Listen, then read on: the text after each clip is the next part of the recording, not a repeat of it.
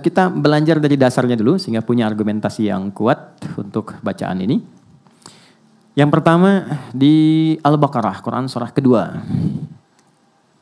Quran surah 2 ayat 45 sampai 46. Ini dikuatkan lagi di Quran surah kedua ayat 153. Ini inspirasi tentang Al-Fatihah ini itu nanti terjadi kisah yang sangat panjang sekali, tidak langsung tapi di posisi yang sama. Ada di Quran surah ketiga ayat ke-38 sampai 39, kisah Nabi Zakaria alaihissalam. Sudah? Oke. Hadisnya terkait keistimewaan ini ada di hadis riwayat Muslim, Imam Muslim, nomor hadis ke-806. Di topik nomor ke-6, subtopik nomor 43. Riwayatnya dari Ibnu Abbas radhiyallahu taala anhuma. Jadi ada 44 topik di Sahih Muslim, ini topik yang ke-6, subtopik yang ke-43, nomor 806, rawinya Ibnu Abbas, posisi paling kiri agak ke atas sedikit. Sudah? Baik, saya tidak menuntut Anda menghafal. Saya ingin menyampaikan bahwa apa yang akan kita bahas, kita punya dasarnya. Itu poinnya, ya. Oke, kita mulai dari sini. Quran surah 2 Al-Baqarah ayat 45 sampai 46. Wasta'inu bis-sabri was-salah wa innaha lakabiratun illa 'alal khashi'in. Oke, alladzina yadhunnuna annahum mulaqu rabbihim wa annahum ilaihi raji'un. Fokus baik-baik. Wasta'inu. Kalau Anda sedang diuji dengan persoalan, apapun itu. Baik ya, saya ulang. Kalau Anda sedang diuji dengan persoalan, apapun itu, maka lihat kata kuncinya, terimalah dulu ujian itu dengan sabar. Itu pesan Allah. Terima dulu ujian itu dengan sabar. Nanti di ayat lain dijelaskan apa fungsi maksud ujian itu. Kenapa mesti kita yang menerimanya? Nanti dijelaskan di ayat lain. Misal, Al-Baqarah ayat 286. Ya, ini rumus. La yukallifullahu nafsan illa wus'aha. Yang pertama, Allah jelaskan, saya tidak akan pernah menguji hambaku kecuali dia punya kemampuan menjalaninya. Dan itu secara psikologi, motivasi yang sangat luar biasa. Jadi kalau saya diuji, rasakan, memang saya yang mampu. Gitu. Jadi kalau Anda diuji, memang cuma Anda yang mampu, yang lain gak mampu. Kalau Anda gak mampu, gak mungkin diberi ujian. Itu sifat keadilan Allah. Di apapun yang sedang kita alami, di kantor, di rumah, di kehidupan kita pribadi, kalau sedang merasakan ada masalah, yakinkan dan bersyukurlah karena Anda yang terpilih mendapat amanah Allah, bukan orang lain. Ketika Anda dipilih, bukan saya, artinya Adi Hidayat gak mampu, Anda yang mampu. Banggalah dengan itu. Lalu Allah jelaskan di ayat lain, saya menguji engkau untuk meningkatkan kualitas hidupmu. Jadi masalah itu diberikan bukan untuk menjadikan hidup kita bermasalah. Tapi memang fitrah hidup itu harus mendapat masalah dan ujian untuk meningkatkan kualitas hidup. Kalau nggak diuji, nggak mungkin kelihatan kualitasnya. Bagaimana anak SD bisa dikatakan layak masuk SMP, dia harus diuji. Begitu lulus, oh ini cocok. Dia bisa siap menerima materi-materi di SMP. Lewat ujian masuk SMP. Diuji selesai, lulus levelnya SMA. Bukankah ketika lulus ujian itu dia naik level? Maka bahasa orang kita kekinian sering mengatakan, Allah pengen naikin level kamu tuh. Ya kan? Jadi yakinkan ketika Anda diuji kata Allah itu, saya bukan ingin memberikan beban pada hidupmu. Tapi ingin meningkatkan kualitas hidupmu. Dan gak mungkin saya kasih kalau engkau gak sanggup. Itu poin pertama. Jadi berbahagialah, gak harus bikin status. Memang cuma aku yang sanggup. Tapi hatinya rapuh gitu. Ya, itu poin pertama tuh. Jadi poin itu nanti baru dikasih motivasi kedua. Turun surah Al-Insyirah. Insyirah itu sesuatu yang lapang. Yang enak. Kalau sedang diuji pengen lapang, pengen bagus, lapangkan hatimu. Sehingga bebannya gak terlampau banyak. Ada seorang anak muda konsultasi ke orang syekh. Ke seorang syekh, dia tinggal di pinggir danau. Dia berkata, saya punya masalah gini gitu, rumit saya. Syekhnya gak banyak cakap, dia ambil tangannya, kemudian di bawah, lalu disiapkan ada garam, ya dengan satu mangkuk di bawah. Garam semangkuk, dia bawa gelas satu. Duduk di pinggiran danau itu, singkat sekali, dia katakan, Ini ambil airnya. Begitu diambil, Syekh ini mengambil segenggam dari mangkuk, dimasukkan ke gelas tadi yang bercampur dengan air segar, ngambil baru dari danau. Kocok begini minum. Mulanya nggak mau. Asin, minum aja dulu. Begitu diminum, baru dimasukkan, dia muntahkan lagi. Kenapa? Asin. Oh, sekarang begini. Apa yang terjadi? Dilempar semua semangkok ke danau itu. Setelah itu ditunggu, diambil lagi airnya sama minum. Gimana rasanya? Segar. Problemnya bukan di garamnya. Problemnya di hati kamu. Kalau hati kamu itu tidak seluas danau ini, cuman segelas tadi itu, maka sekecil apapun persoalan, itu akan selalu asin dan berat untukmu. Tapi kalau engkau lebarkan hatimu dengan begitu luas, maka masalah berat pun tidak akan pernah memberikan kesan pada jiwamu. Mungkin itu yang menginspirasi saya nonton dulu Hati Seluas Samudra itu ya. Itu kan gak mudah gitu. Saya hafal saya itu kalau dulu ada yang acara bagus-bagus, itu memori saya langsung nangkap. Sidul anak sekolahan itu saya sampai hafal tuh. Sampai nomor kendaraannya tuh. Oplet tuh 1053, silahkan cek. Sarah itu Cornelia Agatha, itu 2687 ALT. Saya tahu itu. Si Roy yang musuhnya yang botak itu, 2007 itu platnya. Anda kalau gak percaya cek aja, googling cek dulu ya. Kenapa nyambung ke situ ya? Balik sini. Oke. Jadi saya mau katakan sekali lagi, lapangkan dulu. Nah, melapangkan hati sehingga nyaman merasakan sesuatu, itu insyirah namanya. Insyirah. Nah, di surat Al-Insyirah itu yang turun setelah Ad-Duha, itu ada kalimat begini. Inna ma'al usri usra. Fa inna ma'al usri, gampangnya begini, alam nashrah laka sadra. Hei Adi Dayan, kan kamu udah hidup sekian puluh tahun. Banyak kesenangan kamu dapatkan. Apakah dengan kamu mendapat masalah sekarang hilang semua kesan-kesenangan yang lalu? Lapangkan hatimu. Alam nashrah laka sadrak. Bukankah aku sudah berikan hati yang lapang? Kata Allah, bukankah aku sudah berikan hati yang lapang? Kenapa engkau sempitkan? Tuhan sudah melapangkan. Kenapa Anda sempitkan? Wa wada'na kawizr alladhi anqadha dhahra. Kalau hatimu engkau lapangkan, beban seberat apapun yang engkau rasakan membebani dirimu, anqadha dhahrak itu kayak Anda ngangkat barbel ya, ke bagian tubuh itu, di pinggul Anda kemudian pikul itu kan semua bebannya ke kaki ya. Nah itu kata Allah, kalau hati Anda lapang, masalah yang membuat Anda gelap sampai sulit berjalan ke kaki pun itu akan lapang. Caranya bagaimana ya Allah? Inna ma'al usri, tanamkan, katakan pada dirimu, di balik semua persoalan pasti ada solusi. Makanya kalau sedang punya masalah, rasakan, alhamdulillah Allah mau naikin kualitas hidup saya. Alhamdulillah ya Allah, engkau pilih saya bukan yang lain. Alhamdulillah ya Allah, pasti selesai. Pasti ada solusinya. Itu secara psikologis kuat. Dan itu kita punya ayatnya, yang pakai itu, Jepang pakai itu, Korea pakai itu. Jadi di psikologi itu gini, kalau ada kita punya tekad mengentaskan sesuatu, ungkapkan. Dituliskan tuh setengah, tapi kalau diucapkan makin kuat tekadnya. Dulu tahun 90-an ada Benteng Takeshi itu ya. Masih ingat gak? Sore 4:30 kan acaranya kan. Ini Benteng Takeshi itu dia mau naklukkan pakai tank kan. Masih ingat gak pemandunya bilang? Ya, kamu bisa, kamu bisa, kamu bisa. Berkali-kali didoktrin begitu. Sampai dia berusaha dan bisa.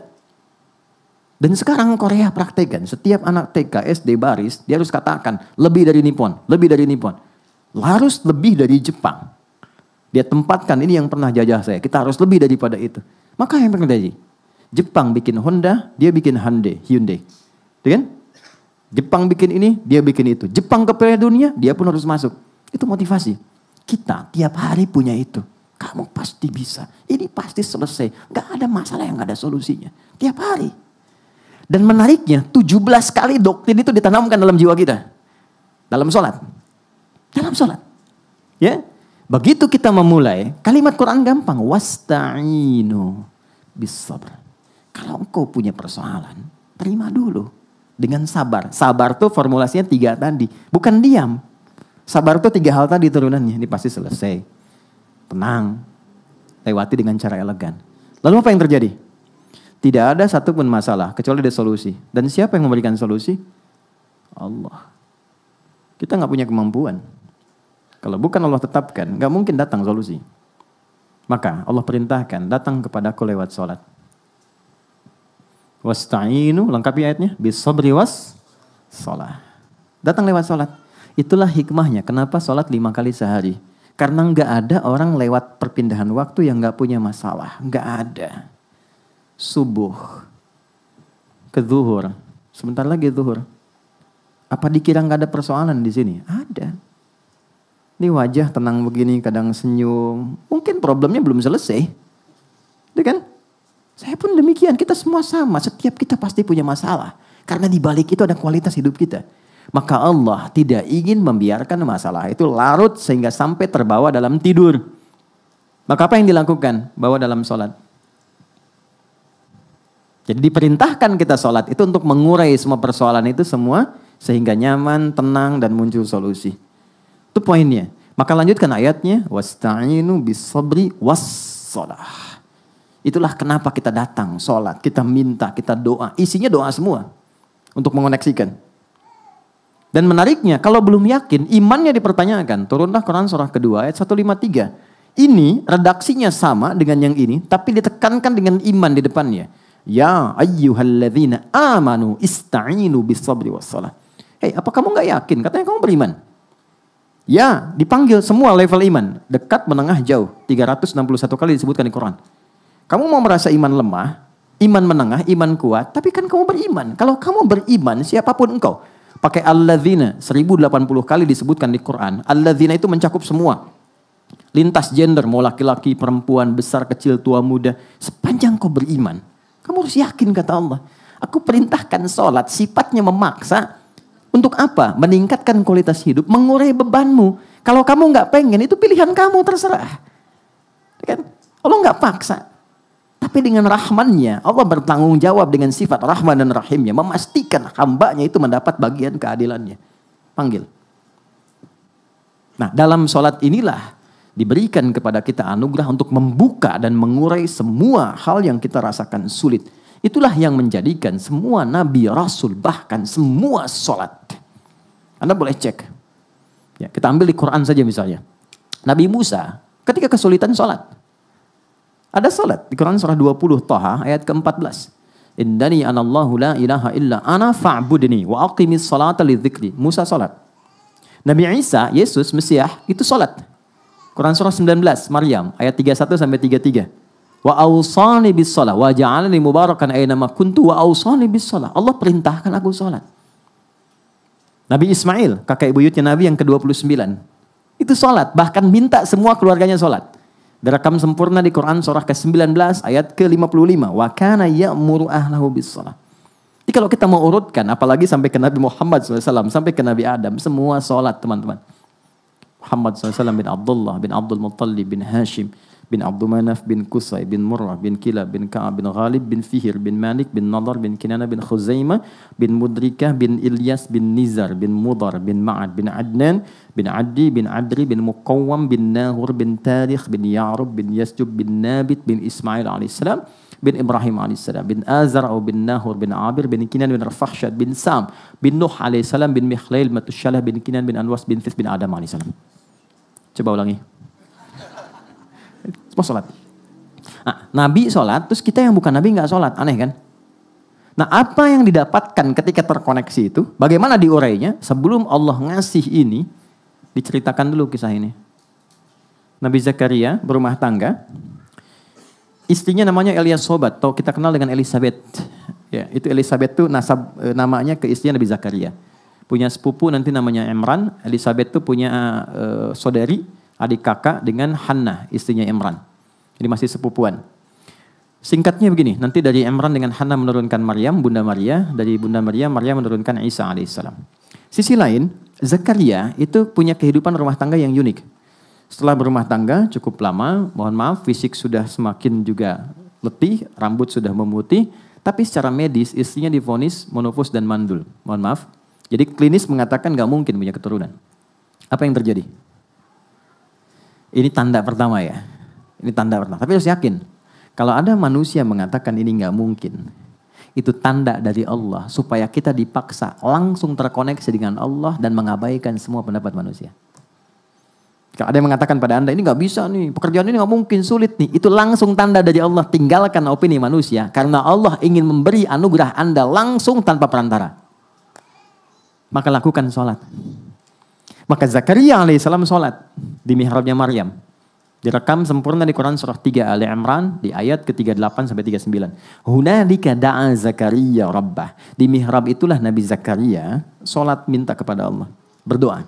Qala rabbi habli min ladunka dzurriyyatan thayyibah innaka sami'ud du'a. Beliau berkata, ya Allah, semua mengatakan istriku tak akan punya keturunan.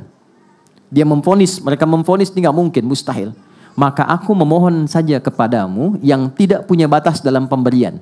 Sifat Allah yang memberi tanpa batas disebut Wahhab. Cara memintanya hab. Makanya 99 nama itu bukan hafalan, tapi semua nama Allah terkait dengan anugerah untuk kita dalam mengentaskan masalah. Masalahnya rezeki, sebut ya Allah ya Razzaq. Masalahnya ilmu, ya Allah ya Alim. Ingin solusi, ya Allah ya Fattah. Ini pengen pemberian yang tanpa batas, ya Allah ya Wahhab. Ya, habli min ladunka, darimu saja, karena orang sudah mengatakan gak mungkin. Ya, dzurriyyatan thayyibah, keturunan terbaik, innaka sami'ud du'a. Engkau pasti mendengar doa saya. Kalau kepada yang Maha mendengar tak terkabulkan, tunjukkan kepadaku kepada siapa lagi saya mesti minta. Itu nggak tunggu lama. Beliau itu masih berdiri, teman-teman. Begini. Ya. Teman-teman kalau lihat risalah orang Yahudi, Yahudi itu nggak ada masalah masuk masjid. Karena mereka sebenarnya punya keyakinan yang sama, Tuhannya satu. Cuman nggak mengakui Rasulullah sebagai nabi. Itu aja poinnya, persoalannya itu. Tapi dia nggak ada masalah masuk masjid. Makanya di masjid pun kalau masuk, dia masih mempertahankan cara sholat dia di waktu lampau. Dia nggak ada sujud. Cuman berdiri begini, nanti bangun lagi. Gitu ya. Nah itu nasabnya ada. Tapi problemnya tetap ketika Nabi Muhammad itu diutus, itu penyempurna. Semua mesti ikut. Karena menyempurnakan, ini ditolak. Itulah sebabnya, padahal yang mengharapkan Nabi Muhammad lahir itu dulu yang minta orang Yahudi. Kita ada di Al-Baqarah, di ayat yang ke-89. Itu mereka berharap. Tapi ketika dikirimkan, mereka pengennya dari genealogi mereka. Ini garisnya harus dari Ishak. Ternyata datangnya dari garis Nabi Ismail. Maka karena iri dan tidak punya keinginan untuk menerima, ditolaklah itu. Itu problemnya. Tapi yang mau saya katakan, dari dulu diajarkan tentang sholat. Nabi Zakaria itu masih berdiri minta. Doa tadi itu saat berdiri. Dan dalam keadaan sholat. Begitu dahsyatnya sholat. Begitu selesai doanya, belum selesai sholatnya, turun jawaban. Ayat 39-nya. Fanadathul malaikatu wa huwa qaimun yusalli fil mihrab. Maka belum selesai sholatnya, baru selesai doanya, turun malaikat. Sedangkan Zakaria itu masih berdiri dalam sholatnya. Annallaha yubashshiruka bi Yahya. Allah kasih kabar gembira, kata malaikat, engkau akan punya keturunan, namanya langsung dari Allah Yahya. Yang kata orang mustahil lahir dari rahim seorang perempuan yang divonis menopause dan mandul, kata Allah nggak ada yang mustahil bagiku. Jadi dan hidup dia. Yahya itu hidup artinya. Jadi dan hidup. Kapan terjadi? Saat berdiri dalam sholat. Jadi sholat itu penting, mengurai persoalan, mengabulkan doa, dan berkahnya kita menjadi umat Nabi Muhammad. Dahsyat nabinya, istimewa, ibadahnya luar biasa. Kalau Nabi Zakaria berdoa langsung dikabul, kita umat Nabi Muhammad belum sholat, sudah Allah tunggu mau minta apa. Dan sejak berdiri. Makanya nggak ada satupun sahabat ingin mengerjakan sesuatu, kecuali ketika mereka sholat dapat jawaban. Imam Al-Bukhari tadi nulis Sahih Al-Bukhari, 7.000 hadis kurang lebih, 97 topik, itu ditulisnya, setiap nulis satu sholat dulu. Ditulis di Masjidil Haram di Mekah, selesai di Masjid Nabawi selama 16 tahun. Setiap mau nulis, sholat 2 rakaat, baru nulis. Sholat, baru nulis. Dan ulama-ulama hebat kita, Al-Kindi, Al-Farabi, Al-Ghazali, Al-Khawarizmi, Al-Battani, itu rata-rata sholatnya itu luar biasa. Yang saya mau katakan, perhatikan baik-baik, ini poinnya. Apa anugerah bagi umat Nabi Muhammad? Teman-teman, Nabi Zakaria tadi dikabulkan dalam sholatnya posisinya apa? Berdiri. Kita dipanggil oleh Allah sejak masih berdiri, datang, diminta, kamu punya masalah? Terima dengan sabar. Lalu datang sholat kepadaku. Wasta'inu. Ini kalimatnya. Ta'inu. Wasta'inu. Terimalah dulu masalah. Terus minta kepadaku. Minta. Kalau kita ingin rubah, ya Allah kami minta sekarang kepadamu. Engkau perintahkan kami ibadah, sholat, kami lakukan.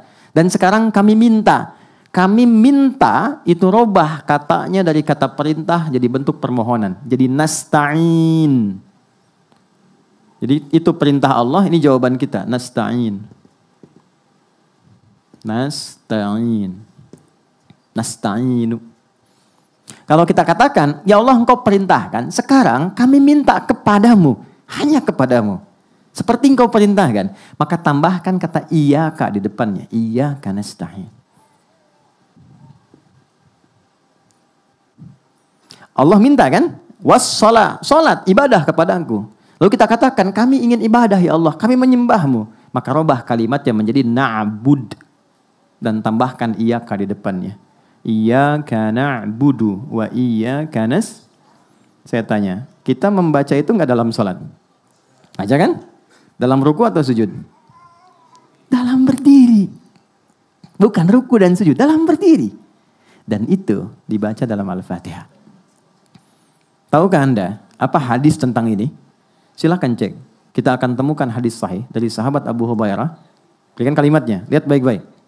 Idza qala al-'abdu, kalau seorang hamba sholat, itu bukan kalimat hampa yang dia bacakan. Begitu dia mengucapkan alhamdulillahi rabbil alamin, qala Allahu azza wa jalla, ternyata kalimat kita langsung dijawab oleh Allah. Hamadani abdi, hambaku sedang memujiku. Wa idza qala al-'abdu ar-rahmanir rahim, kalau hambaku berkata ar-rahmanir rahim, qala Allahu azza wa jalla, Allah menjawab hambaku sedang memujiku. Asna alayya abdi. Ketika hamba berkata maliki yaumiddin, Allah menjawab majjadani abdi, hambaku sedang mengagungkanku. Perhatikan kalimatnya. Ini kuncinya. Wa idza qala al-'abdu iyyaka na'budu wa iyyaka nasta'in. Kalau hambaku benar salatnya dari mulai takbir sampai ke kalimat ini, iyyaka na'budu wa iyyaka nasta'in. Lihat kalimatnya. Hadza baini wa baina abdi. Ini perjanjian aku dengan hambaku. Wali abdi ma sa'al. Apapun yang hambaku minta sekarang untuk mengurai hajatnya, sepanjang itu maslahat untuknya, aku kabulkan saat ini juga. Itu Al-Fatihah. Jadi ini dahsyat teman-teman. Bukan formalitas. Makanya Al-Fatihah itu dibikin gampang sekali untuk umat Islam. Mau orang Arab, yang non-Arab, ini paling gampang. Ini.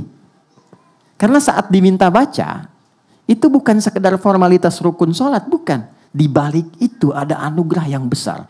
Dan dahsyatnya ini hanya diberikan pada umatnya Nabi Muhammad SAW. Tidak pada yang lain. Keterangannya ada di hadis Muslim, nomor hadis 806. Rawinya Ibnu Abbas, subtopik nomor 43, topik nomor 6. Singkatnya, kata Nabi, aku tiba mendengar suara terbuka, pintu terbuka dari langit, turunlah malaikat Jibril. Singkatnya mengatakan, Muhammad kau diberikan 2 cahaya yang tidak diberikan oleh pada nabi-nabi sebelum kamu. 2 cahaya itu adalah 2 ayat terakhir surah Al-Baqarah, ayat 285 dan 286, serta Al-Fatihah. Belum selesai hadisnya. Tidaklah dibacakan setiap hurufnya, kecuali setiap hajat umatmu itu akan dikabul. Setiap permintaanmu akan dikabulkan. Ini yang menjadikan Al-Fatihah sering kita bacakan. Baik dalam sholat ataupun di luar sholat. Sekarang kita terkoneksi dengan Allah. Minta di hadapannya. Yang dibacakan perintah Allah. Jalurnya lewat Nabi. Janji Allahnya sudah pasti. Problemnya kenapa yang kita minta kadang belum terkabul? Harusnya otomatis. Nah inilah di sini kemudian titik kita belajar. Boleh jadi cara membaca kita tidak seperti cara baca orang dulu. Orang sakit dibacain Al-Fatihah sekali sembuh.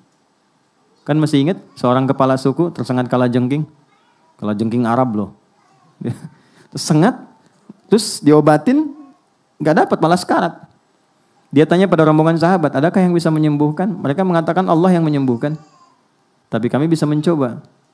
Begitu dipanggil, dibacakan Al-Fatihah. Sekali baca. Sekali baca. Dengan izin Allah, sembuh. Bukan karena bacaan, bukan karena dia memulai, tidak. Tapi ketertautan koneksinya dengan Allah itu begitu tinggi. Dibacakan, sembuh. Dikasih hadiah kambing banyak, dibawa ke Nabi. Iya, mental sahabat tuh, mereka takut tuh gratifikasi. Itu betul, itu ada dalam babnya tuh, takut. Dibawa ke Nabi untuk laporan, ya Rasulullah, terjadi begini tadi, kami dikasih kambing, halal enggak katanya? Halal enggak? Takutnya disangka jualan ayat dapat sesuatu gitu kan. Itu kesannya dalam sekali. Makanya di Quran, seperti saya, kami, para pengajar itu, nggak boleh kita orientasi materi. Wala tamnun tastakthir. Guru yang baik itu bukan guru yang ketika datang meminta tarif. Itu kata Quran. Makanya saya tanyakan Mas Dimas dan kawan-kawan. Dari sejak saya ngajar, saya larang Anda memberikan apapun. Saya menjaga spirit ayat itu. Jangan pernah, motivasi nanti hilang. Ya, dari mana Allah berikan sisi lain. Tapi yang paling menarik adalah, begitu dikasihkan, Nabi pertanyaannya, dari mana kamu tahu keistimewaan surat itu yang bisa dipakai meruqyah? Artinya, kalau ada yang nggak sanggup lagi secara medis, kan mintanya kepada Allah. Tahu dari mana jalurnya pakai surat itu? Ya kan? Nabi pertanyaan retoris sebetulnya. Dan mereka pahamnya yang baru diajarkan itu. Ya udah nggak ada yang lain, pakai aja itu. Ya, kalau yang diajarkan Qul Huwallah, mereka baca Al-Ikhlas kan? Ini Nabi ketawa, yuk kita makan sama-sama. Dinikmati. Tapi poin besarnya adalah, ketika Allah menginginkan semua persoalan terurai, pintunya dibuka, dari mulai dunia sampai dengan ke surga, sampai kebaikannya, maka dalam bahasa Arab disebut dengan Al-Fatihah. Itulah sebabnya, cara baca kita mesti diperbaiki. Kita mesti memaknai apa yang kita bacakan, dan di titik inilah kita belajar tentang bagaimana menghadirkan Al-Fatihah dengan cara yang benar saat sholat. Bisa dipahami? Oke, ini muqaddimah kedua. Sekarang kita masuk kepada inti pelajaran cara baca Al-Fatihah. Kita masih ada waktu? Oke, saya berhenti di 20 menitan sehingga kita punya sekitar 30 menit untuk diskusi ya.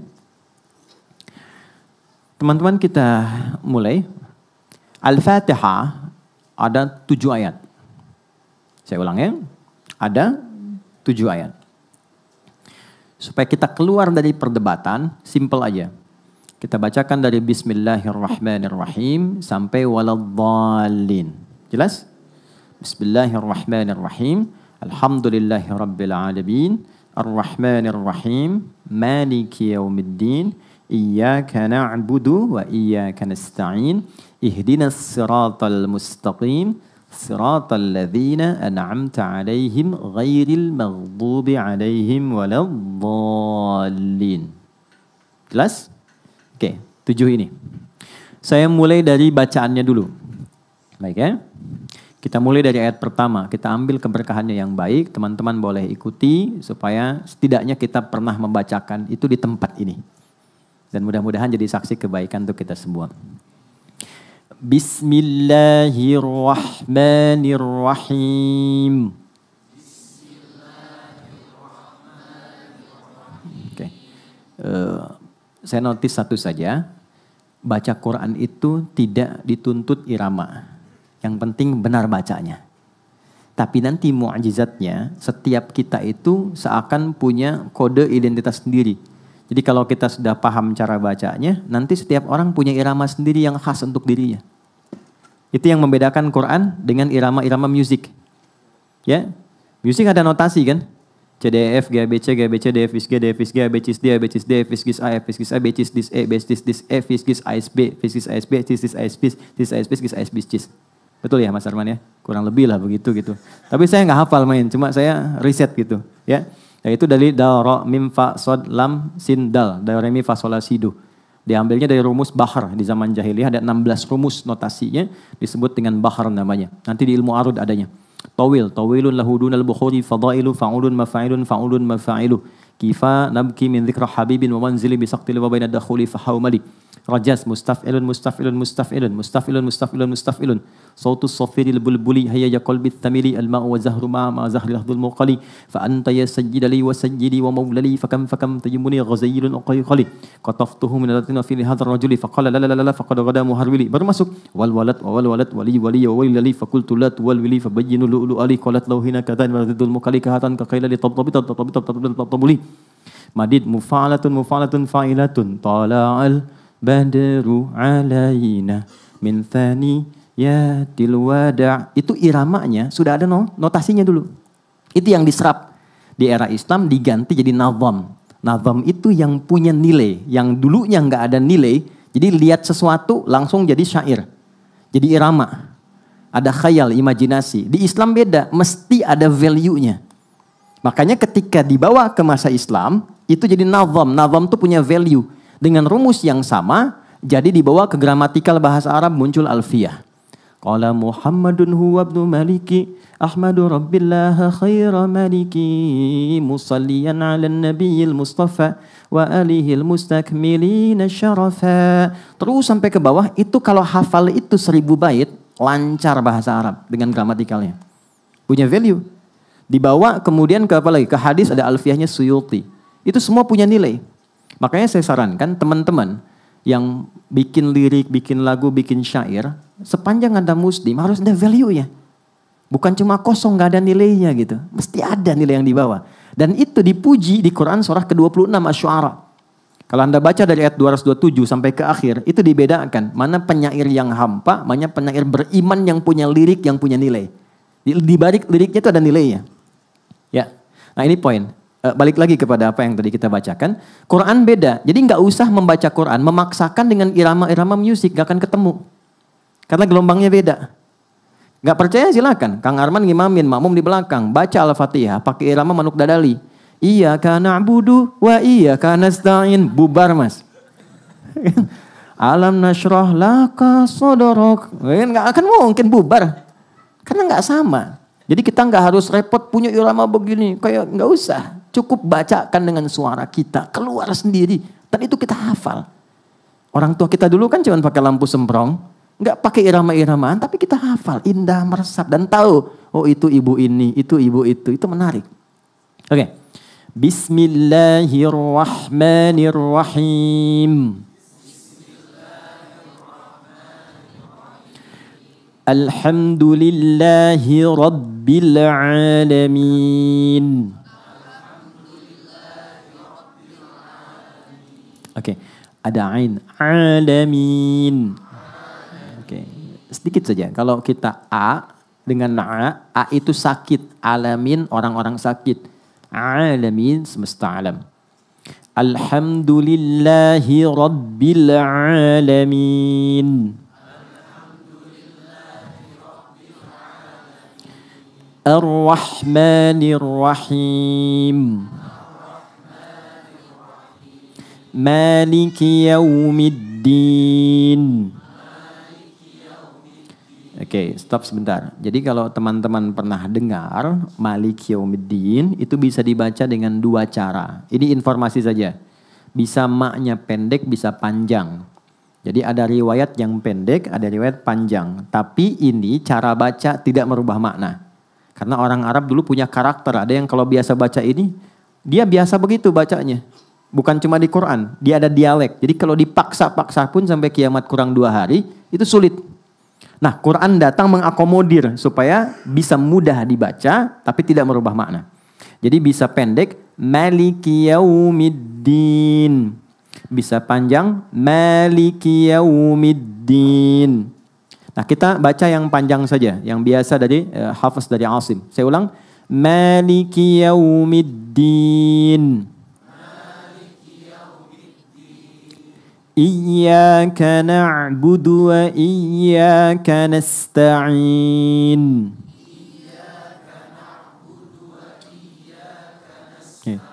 Bukan iya, tapi iya. Iyyaka na'budu wa iyyaka nasta'in.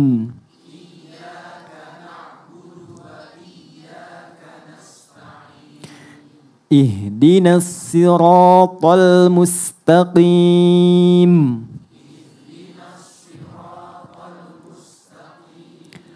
Ihdinas siratal mustaqim. Siratal ladzina an'amta 'alaihim ghairil maghdubi 'alaihim.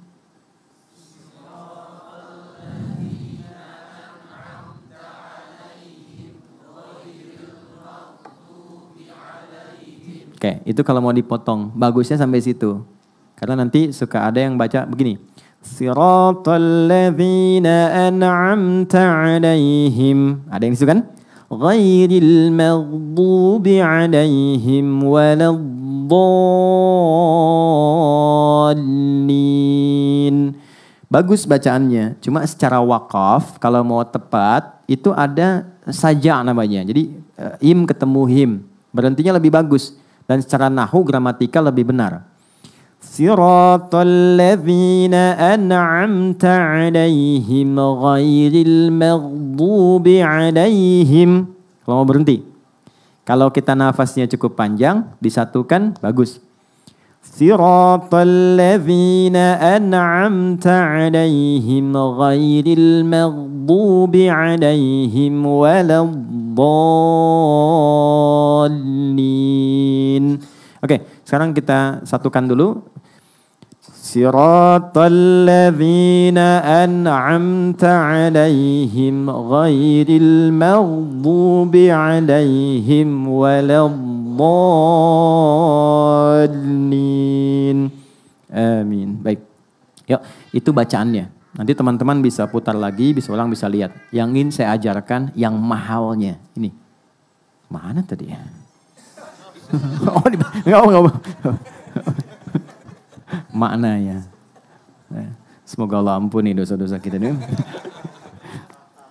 Yuk kita mulai. Kalau kita ingin dibuka oleh Allah, ini tolong fokus karena ini yang paling penting ya. Semua sifat-sifat kebaikan, pintu-pintu kemuliaan yang merubah kehidupan kita. Maka yang pertama, pahami Al-Fatihah, pembuka segala kebaikan. 1. Bismillahirrahmanirrahim. Saya agak cepat. Mas Baim rata-rata berapa ya kita kalau ngaji hadir? Mas Dimas? 120-an ya. Saya pernah kirim mushaf gak ya? Mas Dimas mana kelihatan? Ada. Pernah kirim mushaf gak? Belum ya? Oke, nanti Mas tolong catat ya. Nanti saya kirimkan mushaf supaya nanti mushafnya kita semua seragam. Nanti pas ngaji itu ngaji lagi ketemu saya, nanti tinggal dibuka, nanti interaksinya lebih enak, lebih gampang. Jadi kalau saya sebutkan, saya halaman sekian, buka nomor sekian, ini jadi lebih gampang. Dan itu dari saya aja ya, dan tidak boleh bayar. Memang kita cetak itu untuk diwakafkan, itu ada, insyaallah. Ya, lihat sini teman-teman. Bismillahirrahmanirrahim. Tolong Anda cek Quran surah 96 ayat 1. Iqra bismi rabbikal ladzi khalaq. Quran surah 96 Al-Alaq ayat 1. Masih ingat wahyu pertama yang turun pada Rasulullah apa? Bukan Iqra. Jangan maksa. Iqra. Oke. Yang turun pada Nabi itu bukan Iqra. Yang pertama turun pada Nabi itu Iqra bismi rabbikal ladzi khalaq. Karena ketika turunnya Iqra, Nabi menjawab apa? Ma'ana biqari, saya nggak bisa baca. Tapi Allah turunkan langsung Iqra. Gini. Bismi rabbikal ladzi khalaq.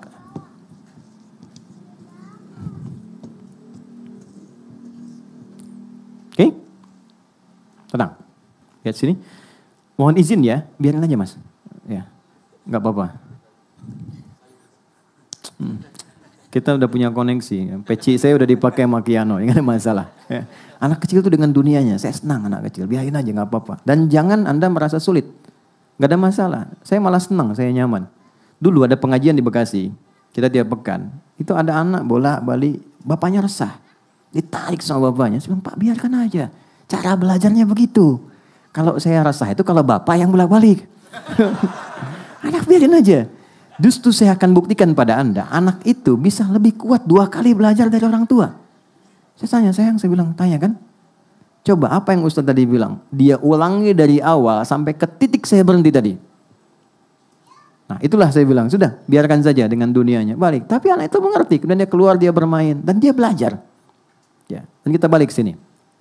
Iqra bismi rabbikal ladzi khalaq. Teman-teman mohon sabar, karena saya akan mengurai Al-Fatihah, itu agak sedikit detil.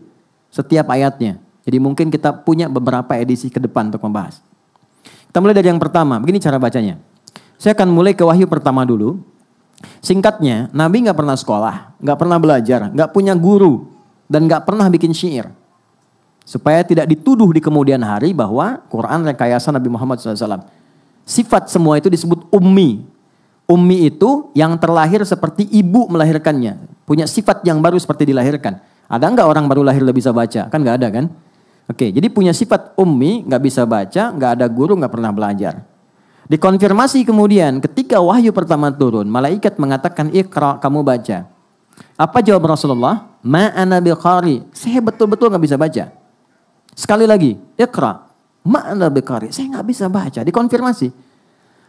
Mudah bagi Allah mengatakan dan menanamkan pada diri Nabi Muhammad, aku sudah tanamkan, ikuti, selesai. Tapi konfirmasi lisan itu sebagai pembuktian sejarah bahwa Quran bukan rekayasa seorang Muhammad. Karena Muhammad pun ketika diberikan, beliau sallallahu alaihi wasallam mengatakan saya nggak bisa baca, saya nggak tahu. Maka yang ketiga dipeluklah oleh Jibril alaihissalam yang sedang menyamar jadi laki-laki, ya supaya mudah untuk didapatkan. Setelah itu merasa nyaman. Setelah merasa tenang, nah ini pentingnya. Kalau sedang ada persoalan, tenangkan dulu, jangan diteruskan diskusi, nggak selesai nantinya. Tenang, nyaman dulu, peluk dulu anak itu, sayangi dulu, baru bicara. Kalau sudah seperti itu, bahasa hati yang keluar. Sentuhlah ia tepat di hatinya. Maka ia akan jadi milikmu untuk selamanya. Gitu ya Mas ya? Saya tahu 11 Januari pintu surga, saya tahu itu. Ya, saya riset beberapa hal. Balik ke sini. Iqra. Tapi setelah itu apa? Bismi rabbikal ladzi khalaq. Allah mengatakan Muhammad, baca bukan karena engkau tidak punya guru yang mengajarkan engkau baca. Engkau tidak pernah masuk sekolah. Engkau tidak pernah belajar ini dan itu. Lakukan karena Allah. Yang merawatmu, menciptakan kamu aja begitu mudah. Memberikan kebutuhanmu. Apalagi cuma sekedar menanamkan kepada dirimu kemampuan untuk mengikuti bacaan. Biarkan Jibril yang bacakan. Allah yang tanamkan kepada jiwamu kemudahan menangkap bacaan itu. Lakukan poinnya karena Allah. Yang mau saya highlight itu ini. Lihat sini. Iqra bismi. Itu ada alifnya. Teman-teman silahkan cek. Begini tulisannya. Tapi di Bismillahirrahmanirrahim nggak ada alifnya. Begini tulisannya. Ini ada ilmunya. Nggak boleh sembarangan nulis Quran. Karena ada riwayatnya. Nggak percaya silahkan cek. Yang ini pasti ada alifnya begini. Yang ini tidak ada. Betul ya? Oke, sekarang kembalikan. Yang paling menarik, ini harokatnya kasrah. Kasrah itu nggak akan pernah ketemu alif. Alif itu pasangannya fathah. A, setiap ada huruf, ini misalnya fa nih. Ketemu alif begini, itu pasti fathah begini. Karena ini pasangannya. Alif itu untuk memanjangkan bacaan supaya panjang, lebih panjang dari sebelumnya. Jadi fa gitu. Tadinya pendek. Jadi ada alif untuk memanjangkan bacaan. Ya untuk melembutkan harakat, u untuk menggemakkan, banyak sifatnya. Ada rumusnya, ada hikmahnya. Nah ini menariknya, kenapa ini panjang harakatnya masih kasrah? Kalau semua dikerjakan karena Allah, yang membuat yang kompleks saja begitu mudah. Apalagi hanya menjadikan yang kita rasakan panjang, berliku, berat, penat. Untuk Allah ringankan, bahkan Allah hilangkan sampai kasrah, jatuh ke bawah dan pecah. Kasrah itu dari kasrah, sesuatu yang pecah, jatuh, hilang. Sehebat apapun kita meraih sesuatu, pada akhirnya akan jatuh, pecah. Lembut, hilang, kecil, khafad. Ini adalah pesan besar dari riwayat. Dulu, Nabi berusaha membaca dengan kemampuannya. Mengingat saya nggak pernah belajar, saya susah. Allah memberi pelajaran, lakukan karena Allah. Semua yang dikerjakan pada Allah akan menjadikan yang panjang, yang berliku, yang sulit akan cepat untuk dilakukan. Karena itu ketika dibaca alifnya nggak dianggap. Iqra bismi, nggak panjang lagi. Tapi kenapa dipertahankan? Untuk memberikan kesan bahkan. Kenapa persoalan itu terus rumit? Karena jarang kita gantungkan kepada Tuhan. Kita mengandalkan kemampuan kita untuk menyelesaikannya. Disitulah kemudian yang tadinya simpel menjadi panjang dan rumit. Itu problem. Karena itu bahasa Nabi Ya'qub mengatakan kalau aku punya masalah, yang pertama aku curhatkan itu Allah. Itu ada di Quran surah 12 ayat 86. Innama ashku bathi wa huzni ila Allah. Aku tuh kalau curhat, yang pertama aku curhat itu Allah dulu. Poinnya apa? Walaupun masalah belum tuntas, tapi Allah lapangkan hatiku. Curhatnya sama Allah tuh enaknya apa? Curhatnya itu enaknya membuat hati kita lapang. Sama manusia itu belum tentu lapang. Paling-paling kita merasakan beban terbagi sedikit lah. Sama Allah itu lapang. Anda nggak percaya? Ada masalah, wudu, bentangkan sajadah, sholat 2 rakaat, begitu sujud nangis, selesai itu lapang. Walaupun solusi belum datang. Alih-alih curhat di media sosial. Membuat persoalan makin kompleks. Gak nyangka ya kamu begitu. Nyangka tuh. Orang kalau sedang bilang gak nyangka, dia sedang nyangka itu. Nah, kita diajarkan begini. Kenapa di sini alifnya tidak ada? Ya kan? Langsung kemudian dihilangkan. Ingin memberikan kesan kepada kita. Kalau setiap persoalan kita ingin dibuka, Al-Fatihah, gerbangnya dibuka, kemudahannya ditampilkan, maka jangan pikir panjang lagi, jangan terlalu rumit. Cepat curahkan, semua mohonkan kepada Allah. Itulah sebabnya kita diajarkan baca Bismillahirrahmanirrahim di semua aktivitas kita. Masih ingat hadisnya? Kullu amrin dzibalin la yubda'u fihi bismillahirrahmanirrahim fahuwa abtar. Setiap perbuatan baik yang tidak dimulai dengan Bismillahirrahmanirrahim itu terputus. Terputus keberkahannya, terputus pahalanya, dan terputus jalur koneksi cepatnya. Duh. Tapi ingat, Nabi katakan perbuatan baik. Karena kalimat ini kalimat terbaik yang akan sulit diucapkan pada perbuatan yang kotor. Makanya ketika dipaksakan jadi kontroversi yang merendahkan pelakunya. Gak ada orang minum bir pakai Bismillahirrahmanirrahim. Makanya kalau mau coba bikin konten dengan kata-kata baik pada hal yang kotor, pasti akan merendahkan dirinya. Yang akan diterima hanya celaan, cacian, keburukan, dan sebagainya. Karena baik tempatkan pada yang baik, yang kotor kita jauhi. Ini poinnya. Nah, yang lebih besarnya adalah ba, saya rinci. Ba itu ada 14 fungsinya dalam bahasa Arab. Ada kitab bagus sekali buku, judulnya Mughnil Labib an Kutubil A'arib. Ya, itu dia menguraikan semua makna huruf dari alif sampai ya.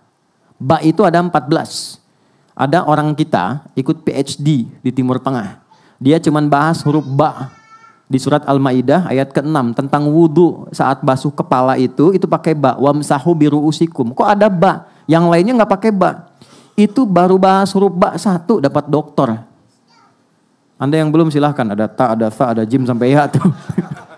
Ini 14. Nah, 14 ini yang sesuai dengan ini apa? 1. Ada namanya musahabah, al-musahabah. Ada namanya al-ilsaq. Ada namanya ghayah.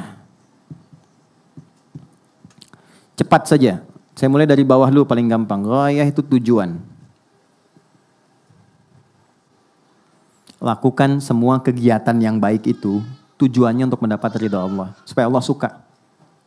Tarik perhatian Allah. Begitu kita dapat perhatian Allah, Allah buka semua akses. Anda dapat perhatian pemimpin, ya, dapat perhatian bos, dapat perhatiannya, semua dibuka kan aksesnya. Kita dapat perhatian Allah, itu semua dibuka kemudahannya.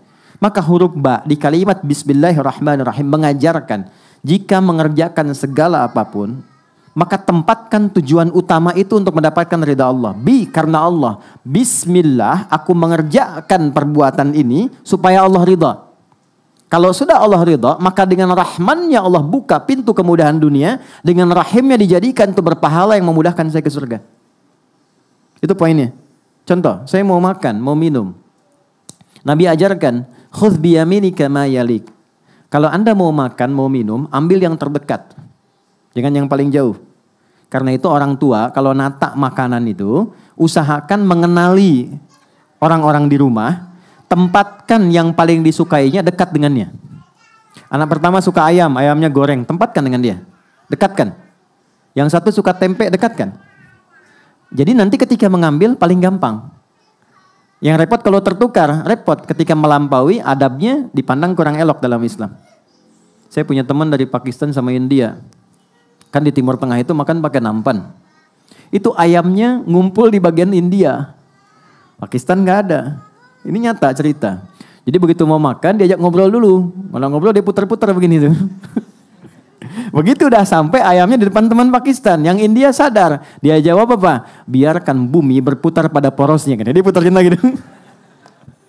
Oke, ba. Bismillahirrahmanirrahim. Makna kata ba di Bismillahirrahmanirrahim. Fokus.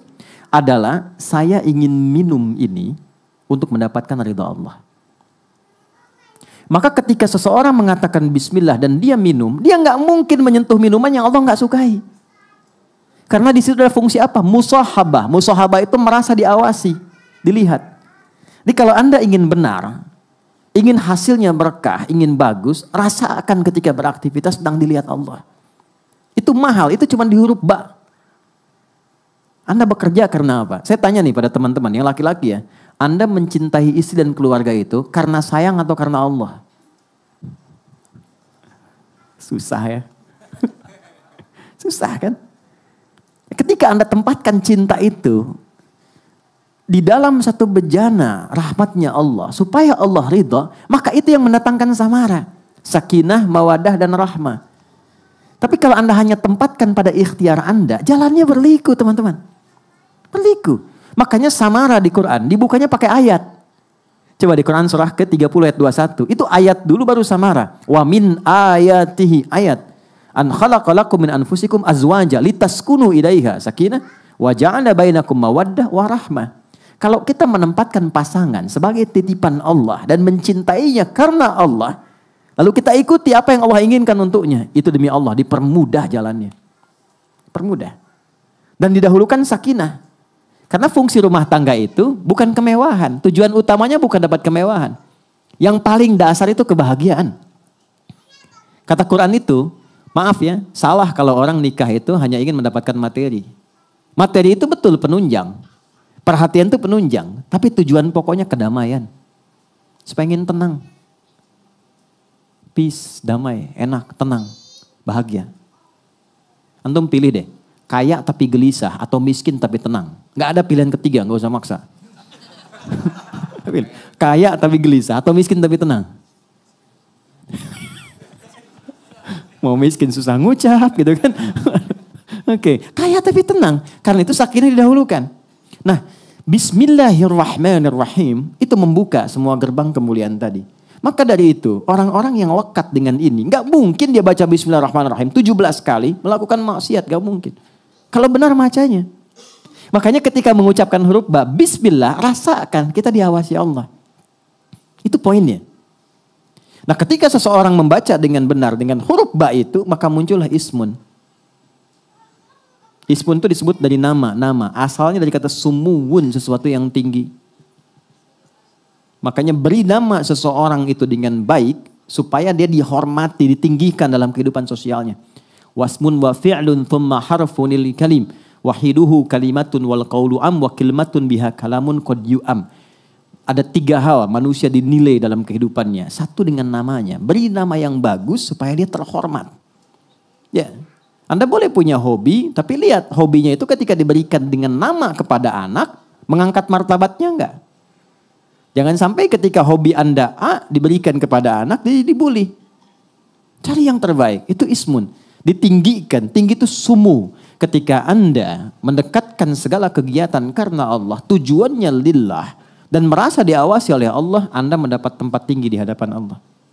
Karena itu dilekatkan dengan kalimat Allah, Bismillah. Lakukan karena Allah, tujuannya karena Allah, maka Allah tinggikan Anda sebelum Anda mendapatkan dan melakukan apa yang sedang Anda kerjakan. Maka dibukalah dengan itu rahman Allah. Ini yang menjadikan kata Rahman dan Rahim sepaket turun.